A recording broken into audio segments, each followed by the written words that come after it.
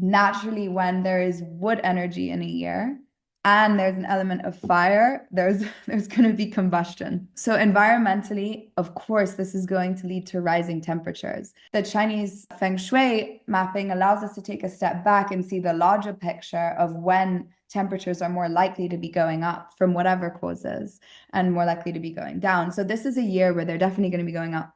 And so we're going to see this specifically in the middle of the year. This is coined as a year with 2 Junes. Just a quick note that the June, according to the lunar calendar, are a month behind.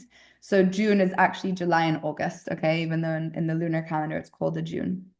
And so it's basically a year where there's double the fire element. The fire element would have been predominantly there in July, like that would have been really the peak season.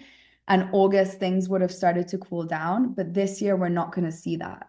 And we're actually going to see that the temperatures stay high throughout August because that's the 2nd June.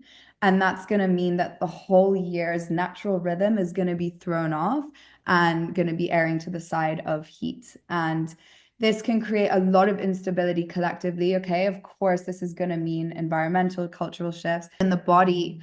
What does it mean to have excess fire energy or rising fire energy? Well, fire really is correlating to inflammation. So any inflammatory conditions in the body that haven't been resolved or have been lingering, this is definitely going to be an environment where these things might come up and might surface. Inflammatory disorders that are going to be particularly likely are going to be things that have a bacterial nature. So in Chinese medicine, bacteria are considered a heat pathogen. A pathogen is just a fancy word for a disease-causing factor or a bug. Okay, so a pathogen can be a virus, a bacteria, it can even be a toxin. And really, in classical Chinese medicine, it can even be a thought. And then heat in the body can also mean things like coughs, anything to do with the throat, or anything to do with the sensory disorders. Heat rises, okay? Naturally, heat in a room will rise. It's the same in the body. So when there's heat in the body, it's going to naturally go up to the head.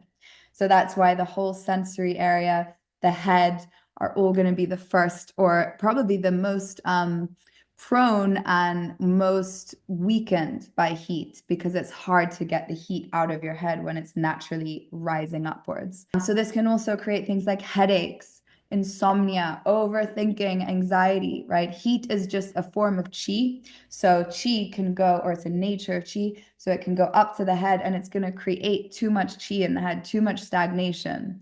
And that stagnation is what can also really affect our emotions. It can affect our mental, emotional health, make us more impatient and lose our temper. And this is really important to notice because not only is it going to affect our relationships, but it's also going to affect our internal organs.